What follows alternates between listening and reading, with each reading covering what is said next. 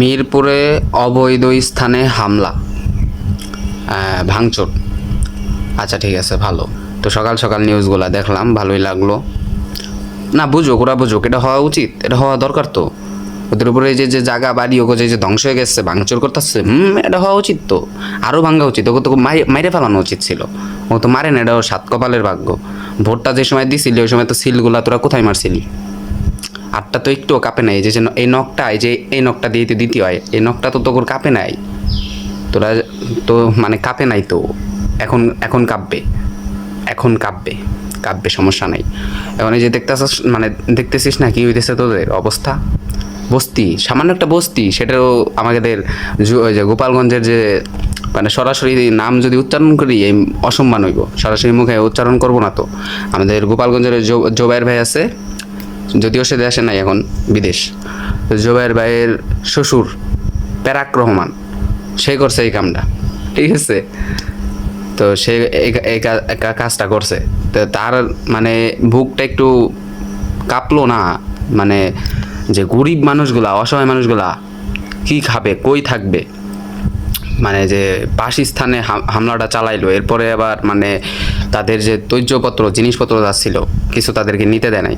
তো এগুলো তো দেখছেন, সবাই দেখছেন, আরও দেখতেছে। এই যে আবার এইদিকে আরেকটা কাহিনী, শিশু হত্যার বিচার। হ্যাঁ, একটা মেয়েকে মারা হয়েছে, সেই মেয়ের বিচার আবার।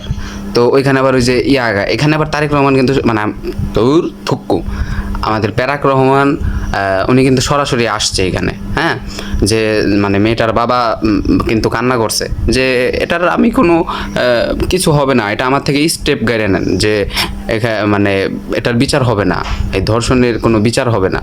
মানে এই কথাটা কোয়াতে চাচাই কিন্তু বুঝছে যে যদি এইভাবে বলি তাহলে আমার একটা গুরুত্ব হবে, যে আমি তো দেশকে বাল দেওয়া গুনলাম না, এই জন্যই সেই কথাটা বলছে। তো দেখি বেশিক্ষণ যায় নাই, 1-2 ঘন্টা পরেই সন্ধ্যার সময় তার সাথে প্যারাক রহমান চলে আসছে দেখা করার জন্য।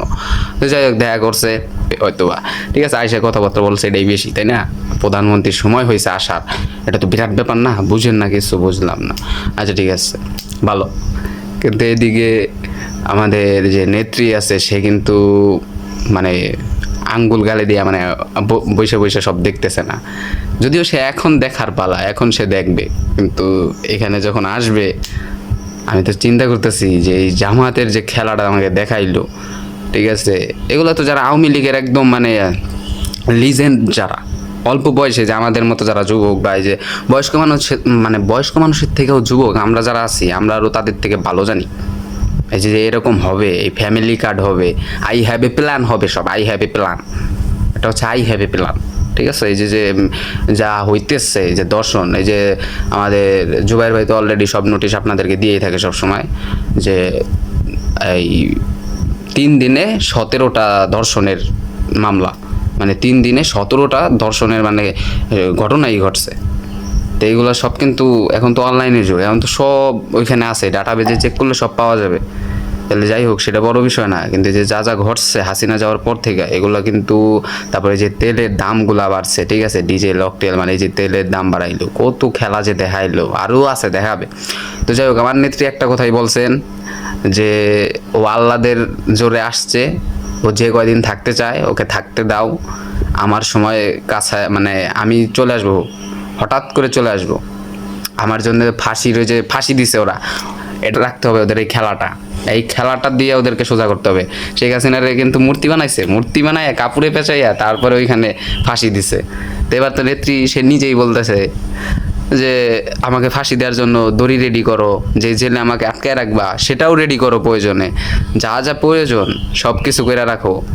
নেত্রী কিন্তু প্রস্তুতি নিয়ে আসতেছে, পালাইতে পারবা না কিন্তু বাজানরা, একটাও কিন্তু পালাইতে পারবা না।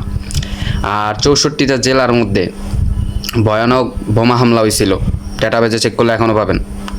ভয়ানক বোমা হামলা হয়েছিল হাসিনাকে মারার জন্য, 64টা জেলার মধ্যে একসাথে বোম বাস্ট হয়েছিল। ভুলে যায় না বাংলার জনগণ, এত সহজে বললে হবে না। এই ঘটনাটার আসামি কই? এই ঘটনার আসামি এখন বিএমপি নেতা হয়ে গেছে। এটা টাঙ্গাইলে পাকুটিয়া এলাকার ওইখানে এই আসামির বাড়ি আর কি। তো যাই হোক, পাকুটিয়ার মধ্যে গোপন কিন্তু আস্তানাও আছে। বিএমপি মানে তারা একটা বিএমপির সভাও বানাইছে পাকুটিয়ার মধ্যে, সেখানে গোপনে একটা আস্তানা আছে, ওইখানে তারা মিটিং করে। তো ওইখানে খবর আমি জানি, যদি প্রয়োজন হয় ঠিক আছে সমস্যা নাই, আমি তো সব লোকেশন দিবই, সময় আসলে সব হবে।